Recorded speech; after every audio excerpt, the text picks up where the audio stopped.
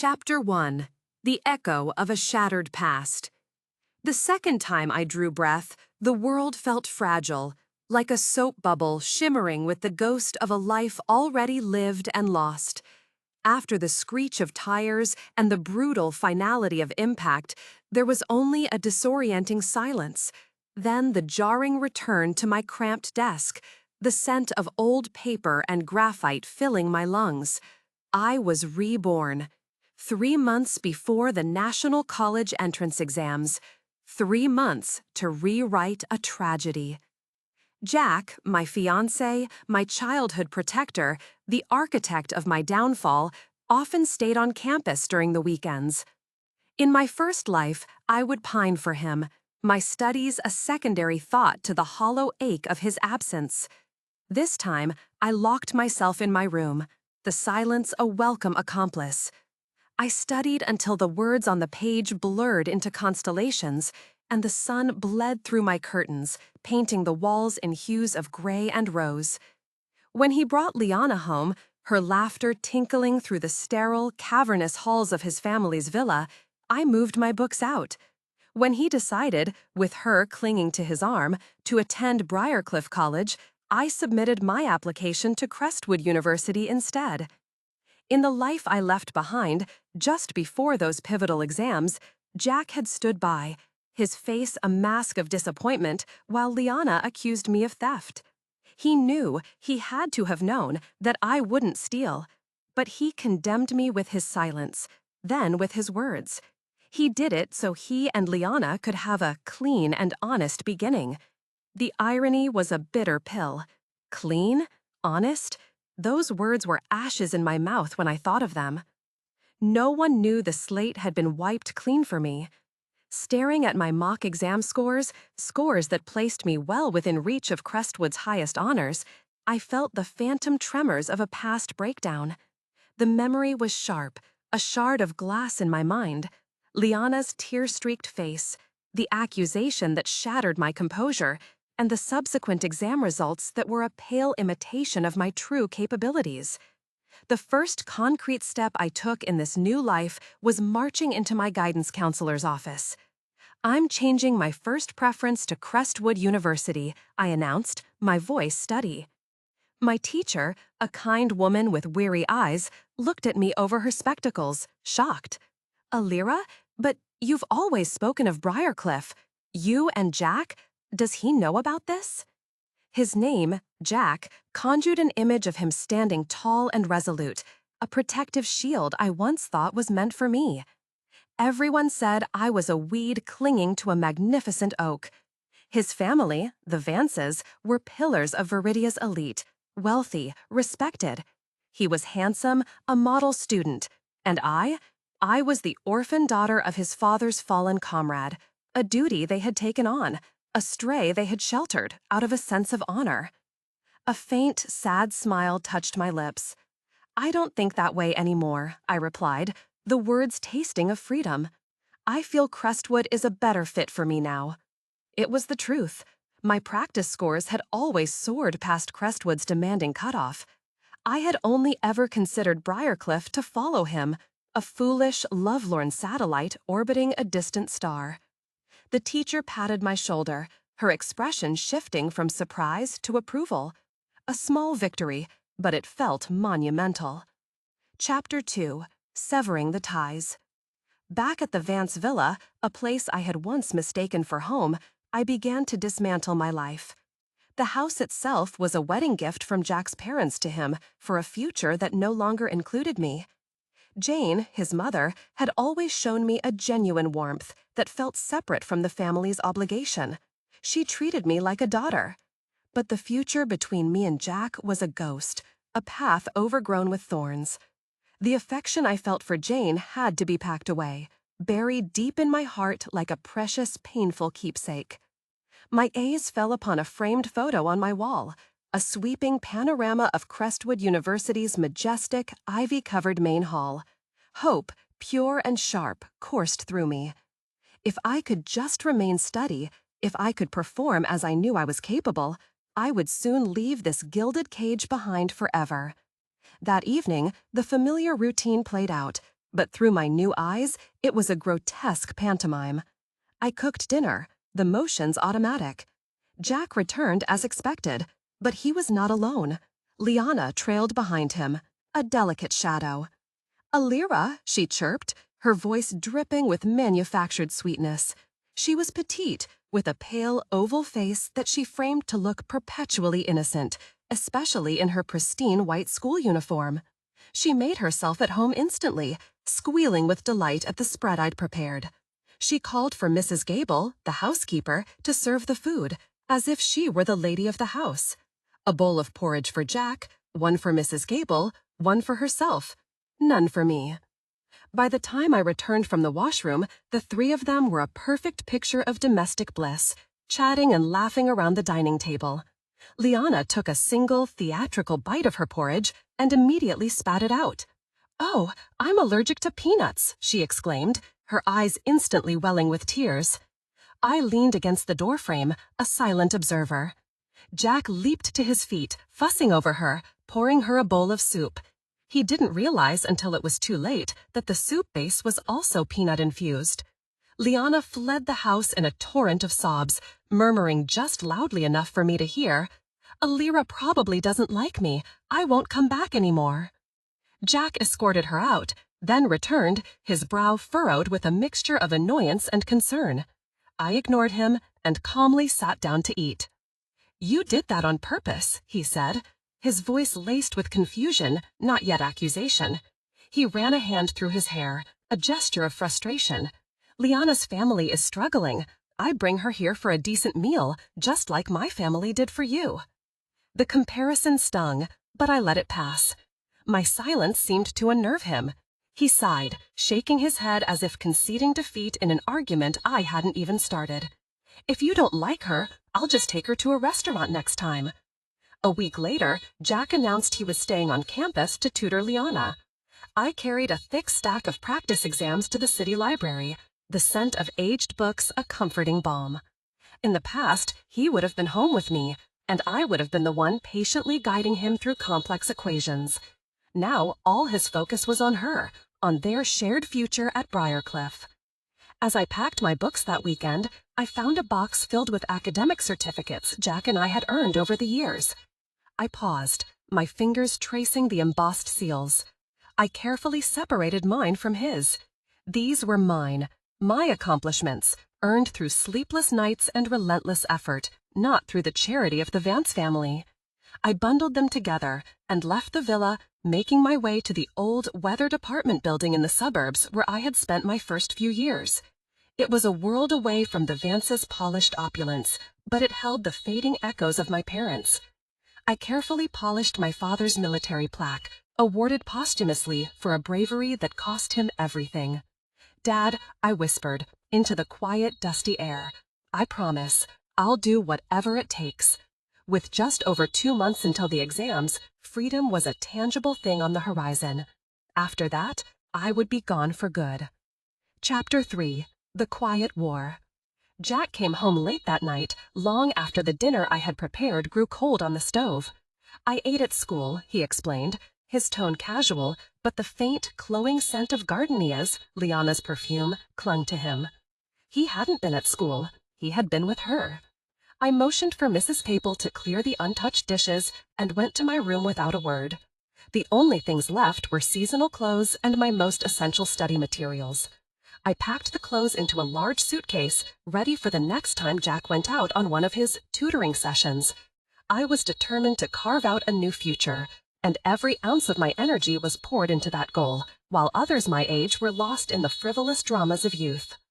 I was deep in a complex calculus problem when a soft knock came at my door. Jack.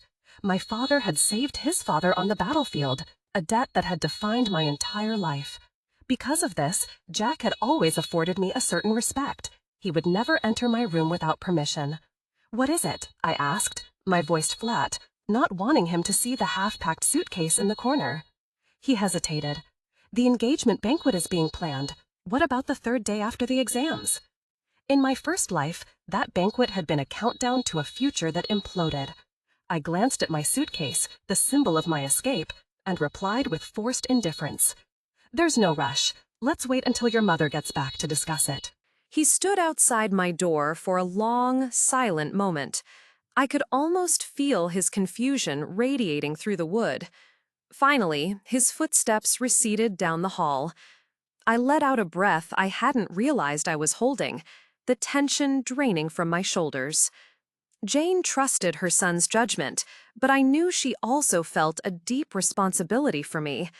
To the outside world, I was already a Vance. The engagement was a mere formality. But I had repaid my debt. I had tutored Jack tirelessly, guided him through his studies, and in the end, I had paid with my future. This time, I owed them nothing. The following weekend, Jack surprised me by staying home. He even brought breakfast, my favorite 8-treasure porridge and fried dough sticks, a gesture he hadn't made in years.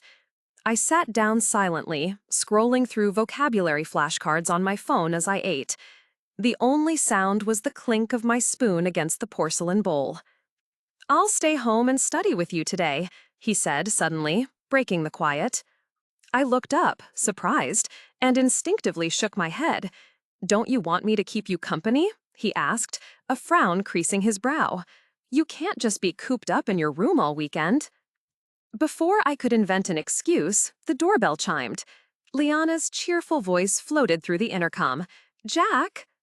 When he opened the door, she stood there holding 2 breakfast containers, her head tilted up in an adoring smile that completely blocked his view of me.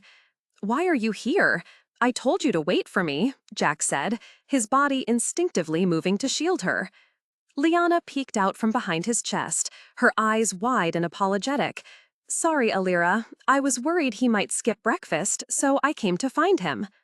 That face, so innocent, so pure.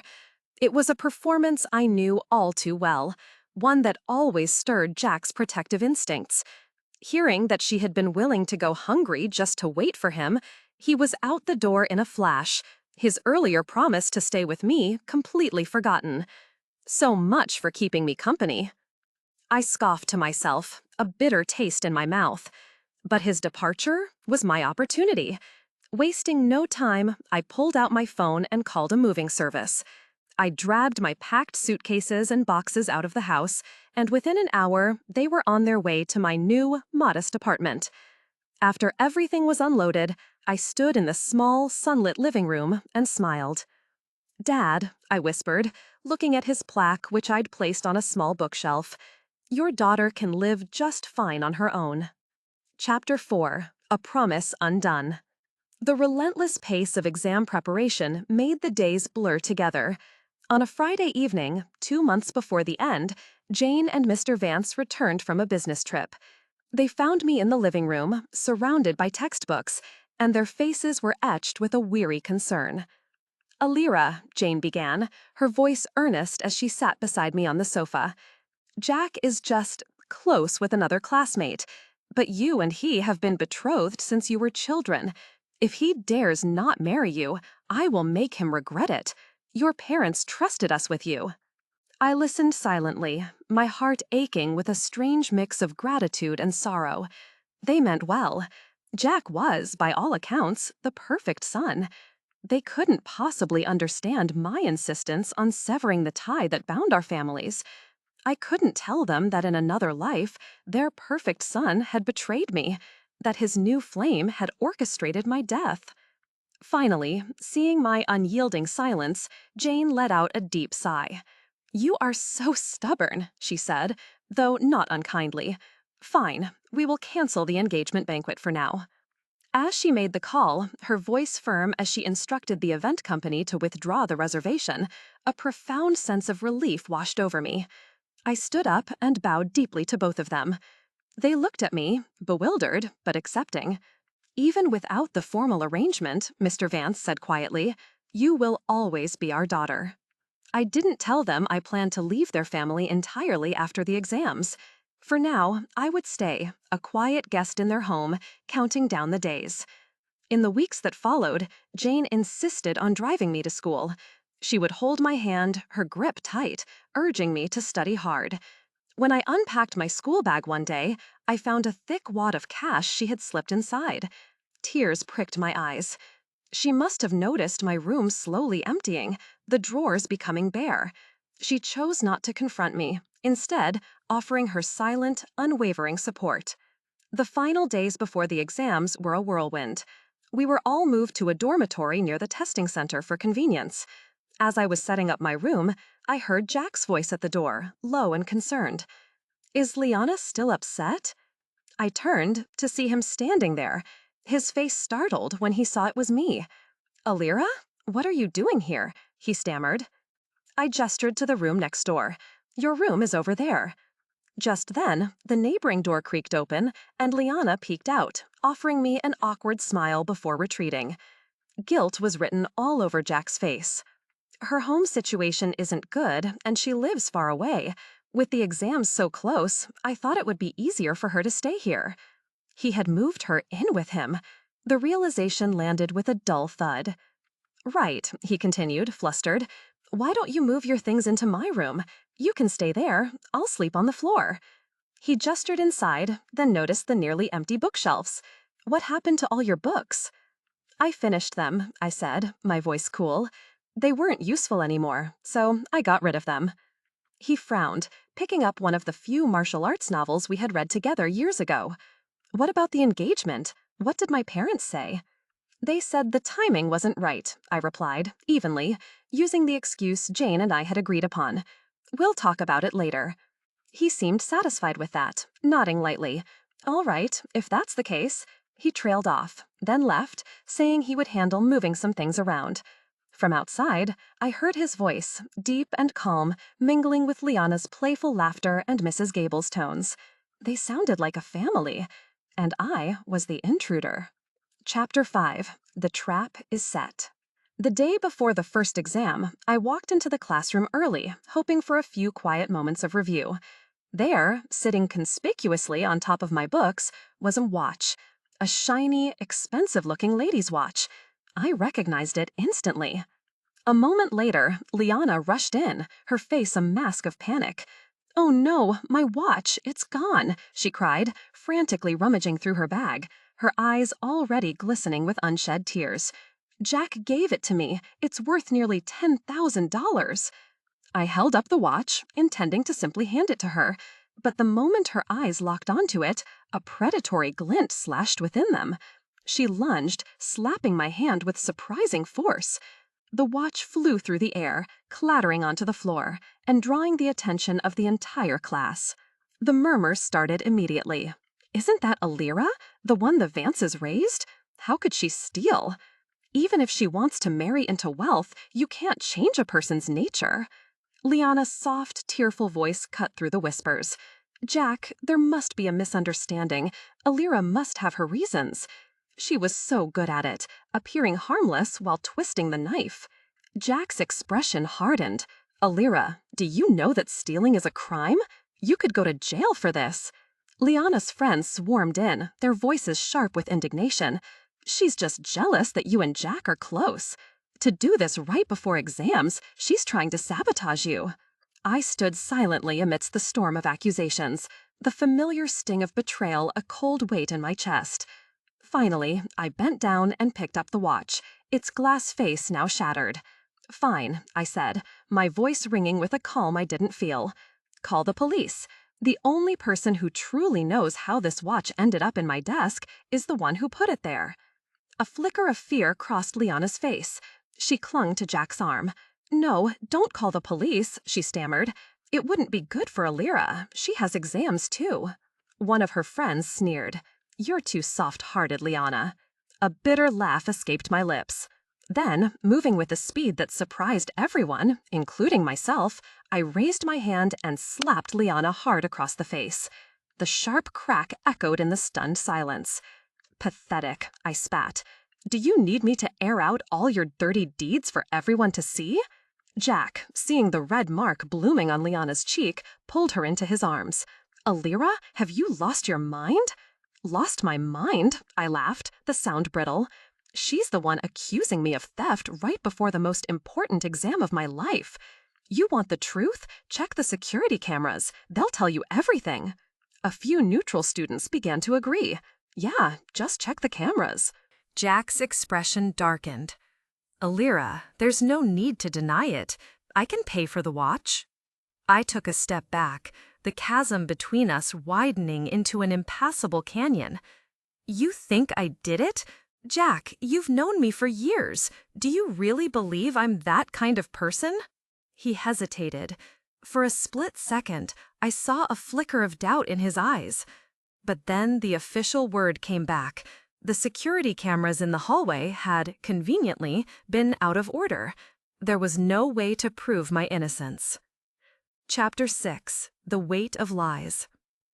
That evening, Jack found me sitting alone in the common room. "Alira," he began, his tone primed for an argument. "I'll sleep on the couch tonight," he finally said, his face stiff. After a pause, the real issue surfaced. "Liana is very upset. She cried all afternoon. Couldn't you have just let it go? It's 2 days until the exams. Do you really have to be so petty?" A cold, mirthless laugh escaped me. It seemed to catch him off guard. He expected anger, tears, desperate denials. My calm indifference unnerved him. "Fine," I said, a faint smile playing on my lips. "Whatever you say." This unexpected acquiescence made him falter. He looked at me, truly looked at me, and seemed to see a stranger. In my past life, I had been his shadow, my emotions a reflection of his own. This Alira, cool and distant, was someone he didn't know how to control. He didn't know that the girl he thought he was talking to had already died once because of his choices. This time, I knew better. I would keep my distance. The next day, a day earlier than planned, I returned to my own apartment. I packed all my personal documents, leaving nothing behind. That night, I sat at my small desk, reviewing my notes. A soft knock came at the door. Thinking it was my neighbor, I opened it without looking. It was Jack. He wore only a thin t-shirt, his hair disheveled, his face pale from the cold night wind.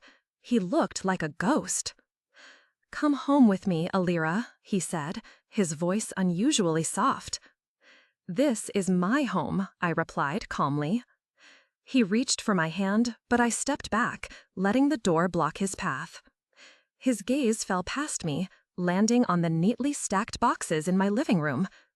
His expression shifted from pleading to confusion, then to a dawning anger. "What are those?" he asked, his voice tight. "Old books," I lied smoothly. "I plan to sell them." "You've always been so careful with your belongings," he muttered, more to himself than to me. He looked back at my face, his own a mask of frustration.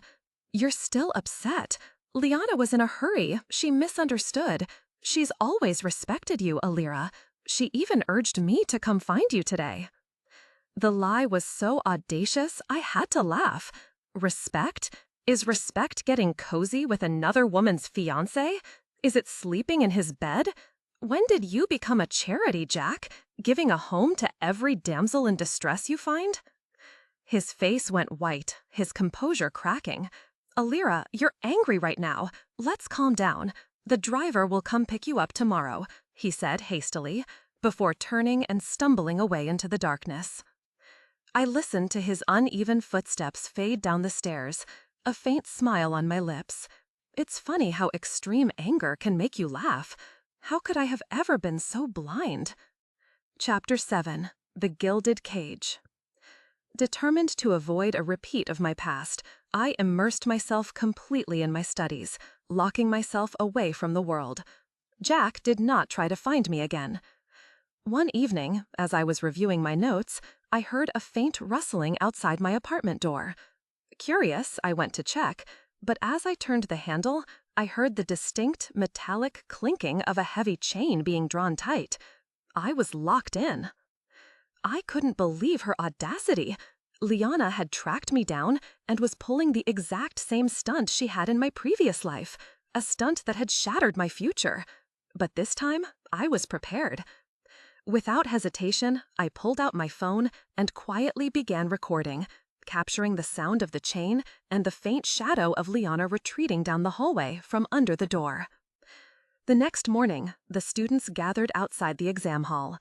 Liana was radiant, her mood unnaturally cheerful. "Don't worry," she said to her friends with a smug smile. "Alira won't be late." Jack stood beside her, gently patting her head. "Good luck on your exams, Liana," he said, his expression softening as he looked into her wide, innocent eyes. But then his gaze drifted across the crowd, as if searching for someone. A trace of unease flickered across his face, an emotion he couldn't quite place. As the teachers began ushering students inside, my absence became conspicuous. Liana's smile widened. She could already taste her victory.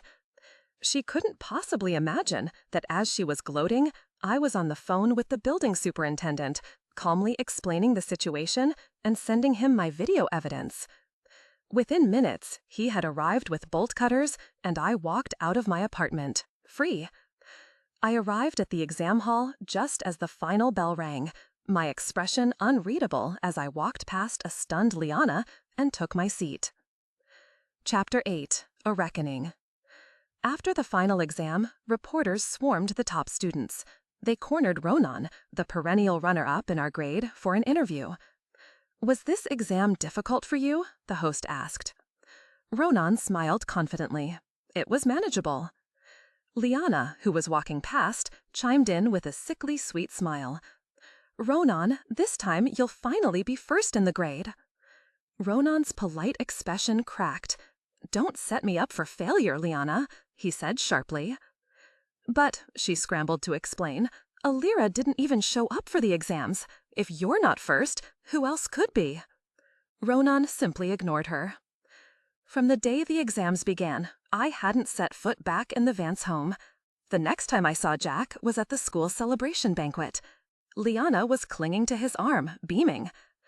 The moment Jack saw me across the room, he instinctively shook her hand off. He approached me, his smile forced. "Alira, it's okay if the exams didn't go well. You can always repeat the year. My cousin runs a fantastic preparatory class. With your past performance, you'd surely get into Briarcliff next year." I pressed my lips together. Such a great opportunity. Why not save it for yourself? Liana's friends immediately bristled. "Don't be so ungrateful, Alira. She's just thinking of what's best for you." Just then, Ronan walked in, overhearing the exchange. With a disdainful glance, he said, "Liana, you and your pack of dogs are barking nonsense again. On exam day you were cursing someone to fail, and now you're shamelessly suggesting a top student retake the year? Your audacity is incredible." Liana's face paled. Jack frowned, displeased by Ronan's tone, and took a step closer to me. "Even if you didn't take the exam, just come home, Alira," he said, his voice low. "My family can still take care of you." And in that moment, I understood. No matter how outrageous Liana's actions were, Jack would always find a way to justify them. Something inside me snapped.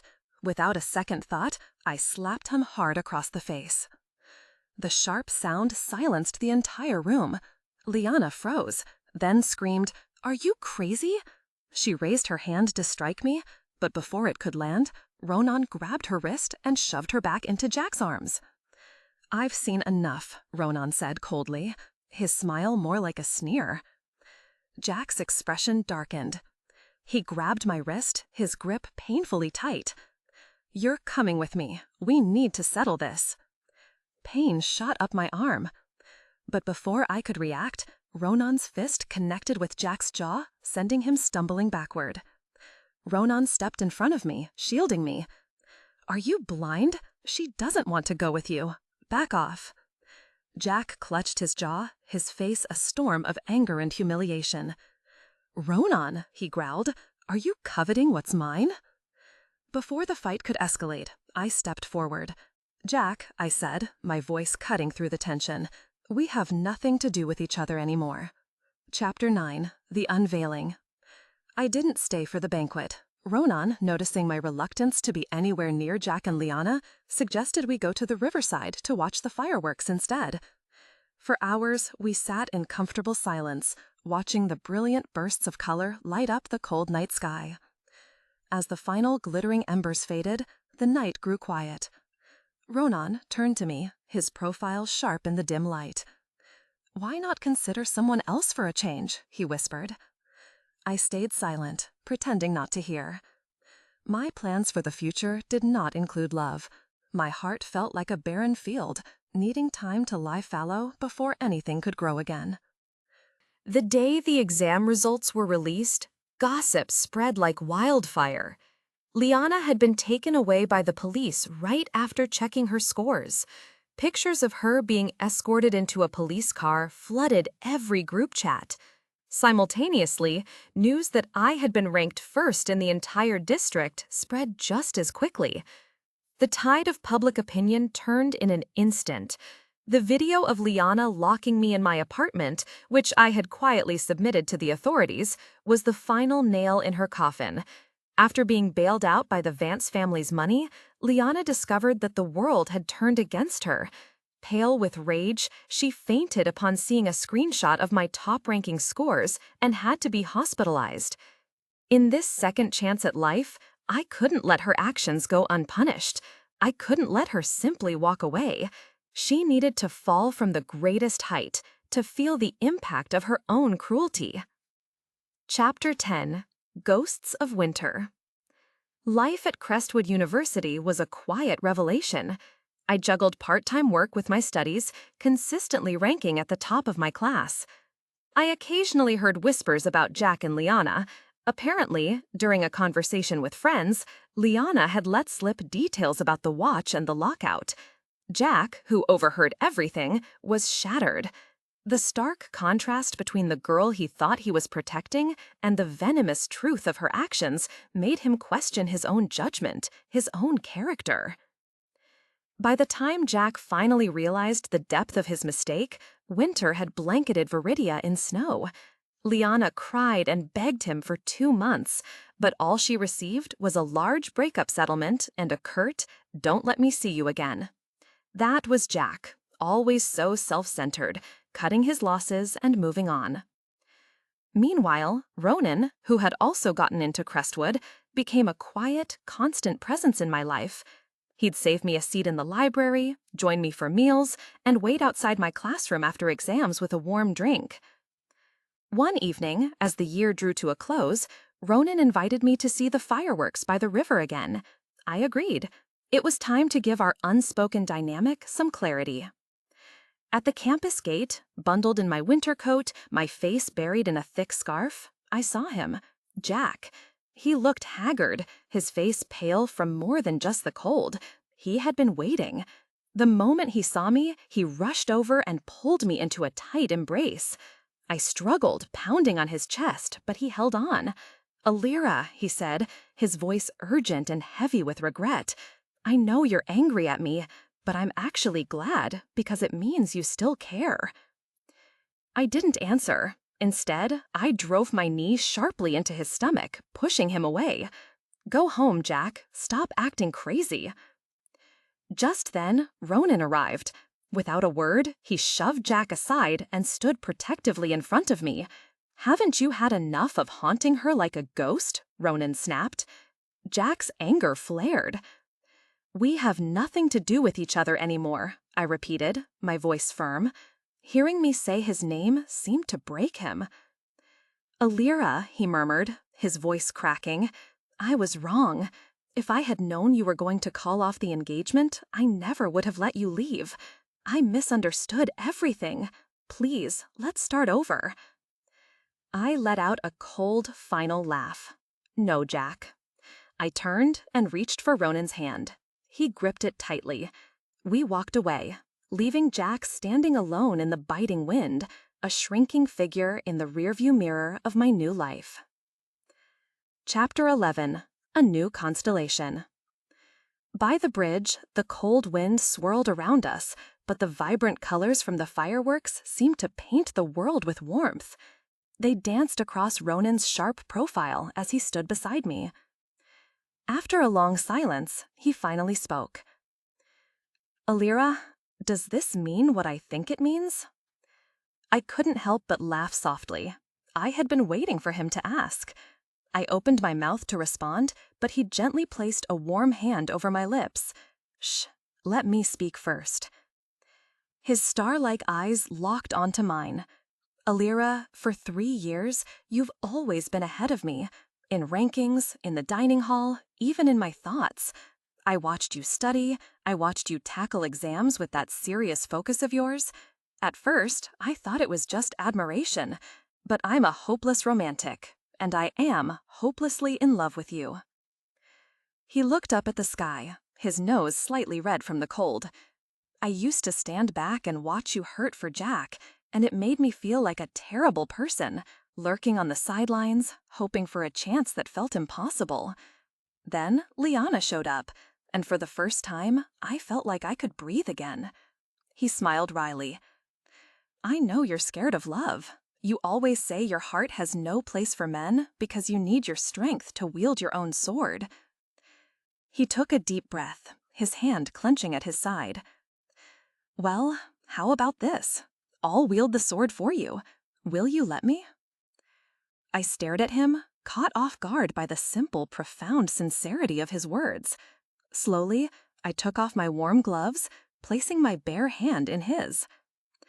Then the job is yours, I said, a true, unburdened smile finally reaching my eyes. Boyfriend. His previously composed face lit up with a vivid, breathtaking joy. Alira, he repeated, his voice full of wonder. My girlfriend.